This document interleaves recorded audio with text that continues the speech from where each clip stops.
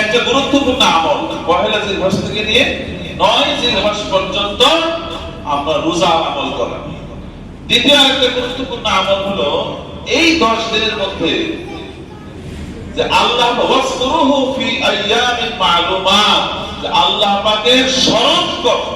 তার মানে সবসময় তো স্মরণ করবে, কিন্তু এই দিনগুলিতে আল্লাহ পাকের স্মরণটা অনেক বেশি পরিমাণে করতে হয়। কি দিয়ে স্মরণ করব? এজন্য হাদিস শরীফের মধ্যে 3টা জিনিসের কথা এসেছে। 3টা জিনিসের মাধ্যমে স্মরণ করা। একটা হলো তাকবীর, আরেকটা হলো তাহলিল, আরেকটাকে বলা হয় তাহমিদ। তাকবীর আল্লাহ পাকের বরত্ব ঘোষণা করা, তাহলিল লা ইলাহা ইল্লাল্লাহ করা, তাহমিদ আল্লাহ পাকের প্রশংসা করা। এই 3 জিনিসকে একসাথে হাদিসের মধ্যে যেভাবে এসেছে, আল্লাহু আকবার আল্লাহু আকবার লা ইলাহা ইল্লাল্লাহ আল্লাহু আকবার ওয়ালিল্লাহিল হামদ, আল্লাহু আকবার লা ইলাহা ইল্লাল্লাহ আল্লাহু আকবার ওয়ালিল্লাহিল হামদ। এই 3টা একসাথে চলে এসেছে। আমরা মনে করি যে 9 জিলহজ ফজর থেকে নিয়ে 13 জিলহজ আসর পর্যন্ত 5 দিন, এটাকে তাকবীরে তাশরীক বলা হয়। এটা ওই দিনের সাথে খাস। বিষয়টা আসলে এরকম নয়, বরং 9 জিলহজ সকাল থেকে নিয়ে ফজর থেকে নিয়ে 13 জিলহজ আসর সহ আসর পর্যন্ত এটা পড়া একবার পড়া ওয়াজিব, একবার পড়তেই হবে। 5 ওয়াক্ত নামাজের পর বিশেষ করে পুরুষরা পড়বে উচ্চ আওয়াজে, যেন একজন আরেকজনকে শুনতে পায়। মহিলারা বাসায় পড়বে নিম্ন আওয়াজে, উচ্চ আওয়াজে পড়বে না, একবার পড়া ওয়াজিব। এটা 9 জিলহজ থেকে এর বাধ্যবাধকতা শুরু হয়ে যায়, কিন্তু এর মূল আমল পহেলা জিলহজ থেকে শুরু হয়ে যায়। পহেলা জিলহজ থেকে সাহাবায়ে কেরাম রাদিয়াল্লাহু তাআলা আনহুদের মধ্যে অনেকেই এমন ছিলেন যে পহেলা জিলহজ যখন আসতো, ওনারা পহেলা জিলহজেই, যেখানে অনেক মানুষের সমাগম, যেখানে মানুষ ব্যবসা বাণিজ্য জাগতিক কাজকর্মে ব্যস্ত, যেখানে মানুষ দিন সম্পর্কে ভুলে যাওয়ার একটা পরিবেশ, আল্লাহ সম্পর্কে ভুলে যাওয়ার একটা পরিবেশ, এই সমস্ত জায়গায় ওনারা যেতেন। বিশেষ করে বাজারে যেতেন, বাজারে গিয়ে মানুষ যখন লেনদেন করছে ওখানে উচ্চ আওয়াজে বলতেন আল্লাহু আকবার লা ইলাহা ইল্লাল্লাহ আল্লাহু আকবার ওয়ালিল্লাহিল হামদ বলে বলতেন। এখন মানুষ সতর্ক হয়ে যেত, হায় জিলহজ মাস শুরু হয়ে গেছে। এটা অনেক বড় একটা সুন্নাত আমল, আমরা এটা করতে পারি না। আমরা যদি মার্কেটে গিয়ে কোথাও গিয়ে ব্যবসা বাণিজ্যের ভিড়ের মধ্যে যদি আমরা গিয়ে বলি এই তাকবীরে তাশরীক করি, মনে করবো যে মনে একটু পাগল টাগল হয়ে গেছে সম্ভব। কিন্তু আরো আঞ্চলিক ভাষায় বললে তাফসীরে গেছে, এই ধরনের কথা বলতে। আসলে যে সমাজে সবার তাফসীরা, এই সমাজে যার তাফসীরা না তাকে কি মনে হয়? যেখানে সবাই পাগল। আপনি জানেন হেমায়তপুর, পাবনা গেলে সবাই দেখুন আপনারা পাগল বলেন, সব পাগলে মিলে আপনাকে পাগল বলবেন। যেখানে সব পাগলের কারবার, সেই জায়গায় সুস্থ মানুষকে কি বলা হয়? পাগল বলা হয়। অথচ এগুলি একটা সুন্নাহ সম্মত আমল। লোকজন আছে, দোকানে আছে, সেখানে গিয়ে তাশরীক এমন ভাবে বলা যেন আরেকজন কানে যায়, সেজন্য সতর্ক হয়।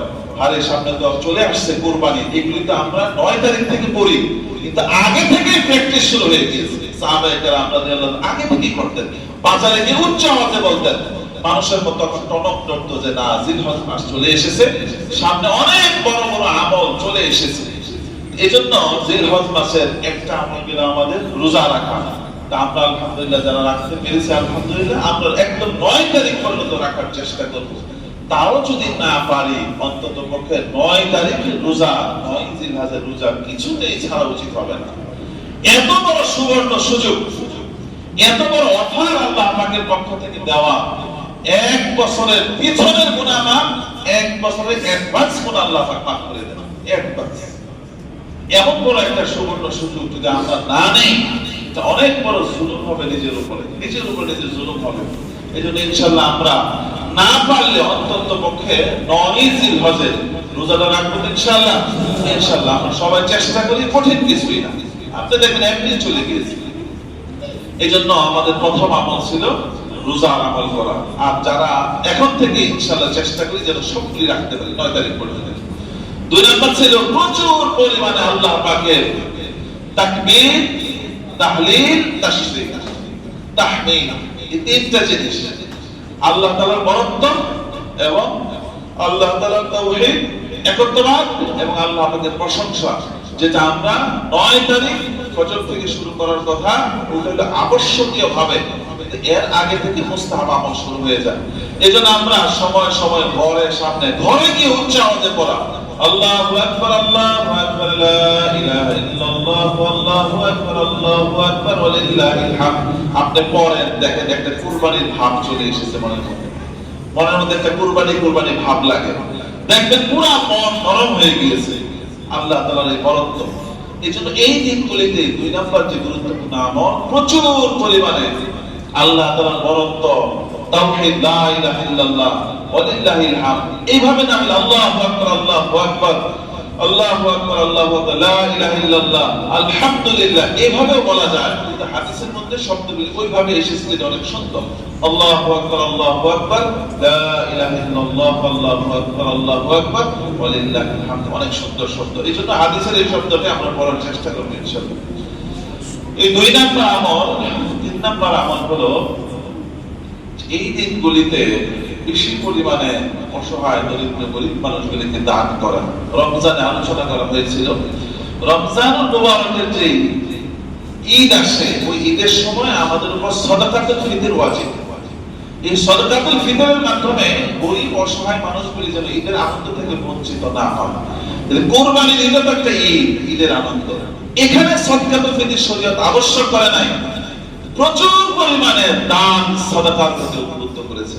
এজন্য কুরবানি আসার আগে আমরা এই দিনগুলিতে অসহায় গরিব মানুষ যারা আছে তাদেরকে দান সাদাকার হাত আমরা বাড়িয়ে দিই।